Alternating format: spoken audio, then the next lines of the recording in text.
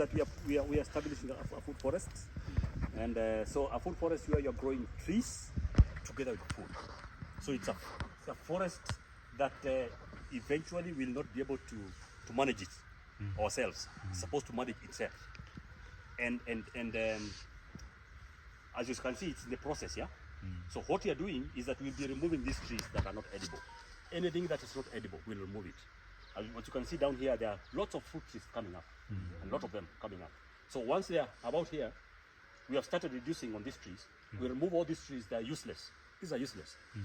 And then we remain with the fruit trees. So that we have layers of food. We have layers down here, like sweet potatoes from the ground. We have other crops like spinach here. We'll have, what is this? Grape? Grape. We have grapes here, and then we'll have passion fruits. You see the ones that have strings. Those are passion fruits. So the food, the fruits will be harvested from here, all right. And then we'll have other fruits harvested from up there. So they are food that's planted in layers. Overstory, understory, Yes. herbaceous. Yep. Or shrub, herbaceous. And then, Ground cover and root and vining. Yes. And vining. Yeah, Yep. seven layers. Yeah. Yeah.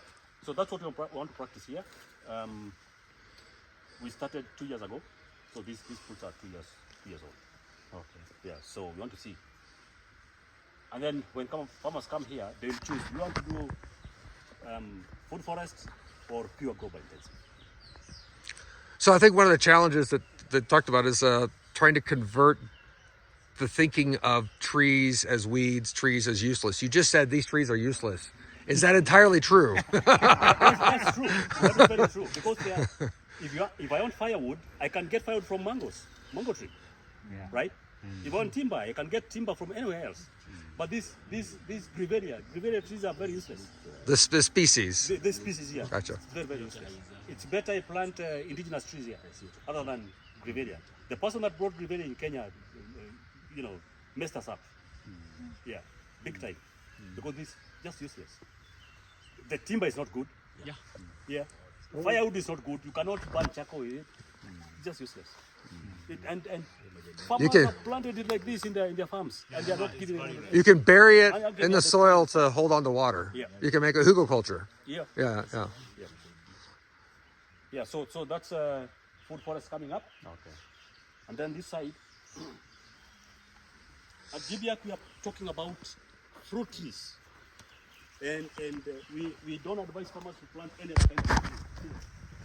We advise them to plant fruit trees only. And these ones that we have here are for donating. We donate to the farmers. We plant them here specifically for giving out to the farmers, so that they can have some food harvesting food throughout the year. If they are not having maize or beans or sukuma wiki or whatever, they're having some fruits they're harvesting. How about like different types of fruits? That is tomato, yeah? Tomato tree. Yeah, that's tomato tree. and how about Sesbania. yeah. So but legume trees. Yes, legume. Yeah. So those are good. Yeah. And they grow very fast. Food fodder, firewood, and they fix nitrogen in the soil. fixed nitrogen. Yeah.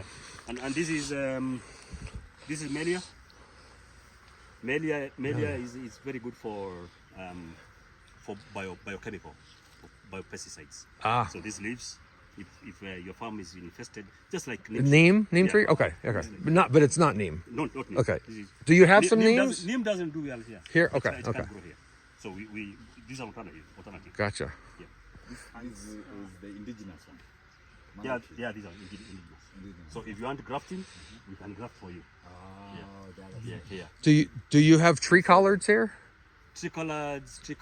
Like the perennial green? Oh, okay. No, we don't have tree collards. No, okay. Yeah. That's more temperate. I want to see whether I'll be able to get just a stick like this from Ecology Action. I know whether I'll be possible Next to week? get them through the airport. Right. Trying to get up. Yeah. I was just wondering if they might do well in this climate or not. I think they will. Yeah. Because the climate in California, it's almost the same as here. Is this the dragon or which one? Yeah, that's dragon. Now for the neem tree. Neem tree is very famous at our place. Yeah. What of the leaves, and when you maybe soak them, what kind of... That's a biopesticide. That's what you use for spraying against aphids, against caterpillars. Yeah, so don't need to use chemicals. That's a very good one. How do you process This it? is generic to that. You boil it or you just soak it? You soak it.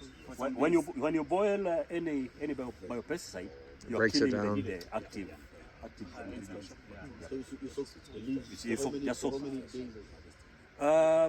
I think the best thing to do is if you can be able to pound it first, and then you soak it for 24 hours, that would be excellent. 24 hours. And then you take bar soap, and then you try to remove the foam, just a little foam, and then mix with that liquid, with that water, because now it will act as a sticker. To stick to the leaves, yeah. Yeah. Or you can buy a sticker if you want. Sticker is organic. Yeah. We should use just the bar soap. Yeah, just use bar soap. Yep. And actually, you can mix that with onions. You pound it? You just pound together with onions. The normal onion, the red one. No, the leaves. The leaves. Oh, Yeah. oh, Yeah. Pound together and then mix very well, and then you can spray against it. But once you practice this kind of farming, you don't need to spray anything, because here you see this is amaranth, this is sweet potato, this is sorghum. You see that's pili there. So you confuse the pests. It's a polycrop, not a monocrop. Yeah. So the pests here are confused. They don't know what to eat. They don't know what to eat. And you are attracting different types of pests. All right? Yeah. There are not many. So when they come here, they eat one another. So they check their population. You don't need to spray anything. And if you provide habitat for their predators amongst your, so if you've got wild boundary areas where you're allowing habitat for their predators, Yep. they guard your farm too. So Yeah. guard your farm. They eat each other. They eat each other. So they control one another.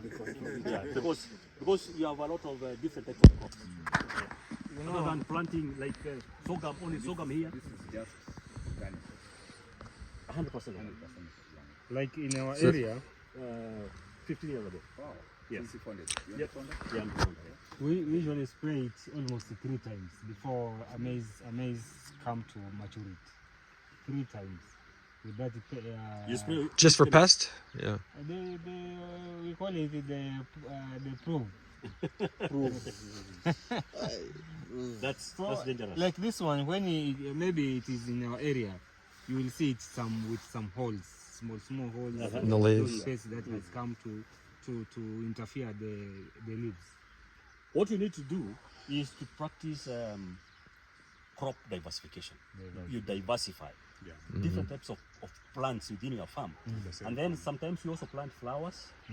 Well, right now they are dry, we call them French marigold, or just any kind of marigold. You plant them in the corners. They attract bees and they attract other pests, beneficial versus non-beneficial. They bring all kinds of pests, so they come and eat each other. Yeah, you don't need to spray anything. Okay. Yeah.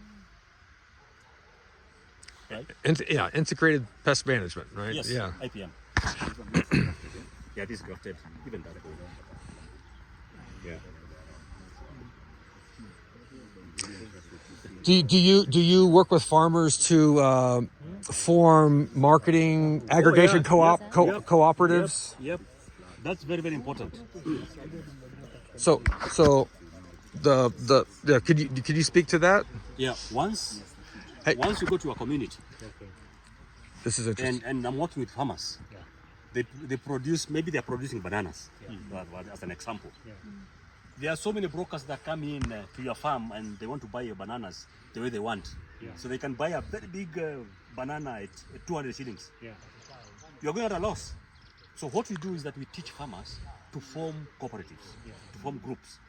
If you're planting bananas, you say that we'll never sell any banana in between the week until a certain day. And we'll sell together as a group.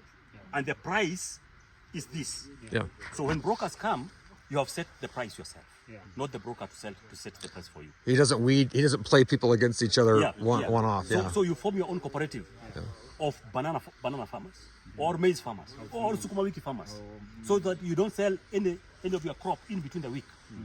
It has to be a specific day, so that you harvest and take it somewhere, so you have a selling point. Yeah. Yeah. Yep. D- So d- let the brokers come, but you have set the price.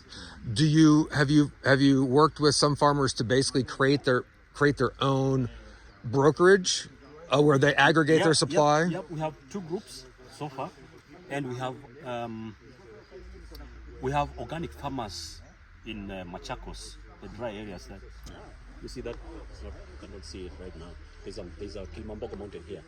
It's very dry, so we are setting up organic groups, organic farmers groups, and then we use what we call PGS, Participatory Guarantee Systems, to certify those farmers. PGS is done by the farmers themselves. You don't pay anything. You'll only be trained, and then you set up the PGS groups. And then now your products become certified organically. And then now you can sell them as organic products, as long as you have not used any chemical.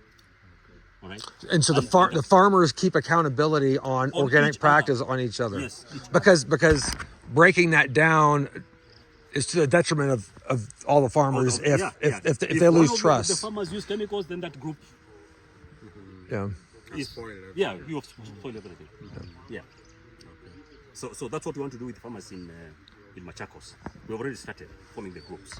So they produce the whatever crop they want to produce, and then they sell together as a group. And then they are selling as organic products. All right. And we are working with another organization called COAN, Kenya Organic Agriculture Network. It's a network of organizations. They bring organizations together that are practicing organic farming. So they link you with the markets. So we work with COAN to link our farmers to the markets. Gotcha. Yeah. And so increasingly the farmers own a stake in more of the supply chain. Yes. They control more of the price. They have more control over the price that they're not getting told what price they'll be paid. Yeah. They have more negotiating power. Yep. Yeah. So when you start working, producing organically, we'll be able to help you to link up with COAN. Yeah. And I guess correct me if I'm wrong, but it sounds like another advantage of having diverse rather than having monocrop, having polycrop would be that if one particular crop fails because of Right. conditions, Exactly. or if the market crashes for one because there's oversupply, Right. Yeah, you have you another aren't dependent on Yes. that one crop. Yep. You've got other ones. Right. Yep. And because you're aggregating your supply with your co-op, the odds of you having enough supply of that diversified crop that did well that year, or the half of the crops that did well that year, you have enough critical mass of other farmers in the co-op to have enough supply to be a broker or to be able to have more negotiating power. Yep, It's sure. not just it's not just you with 6 or 7 or 8 crops, and you're like, oh, I can only get this much because I only produce this much. Yeah.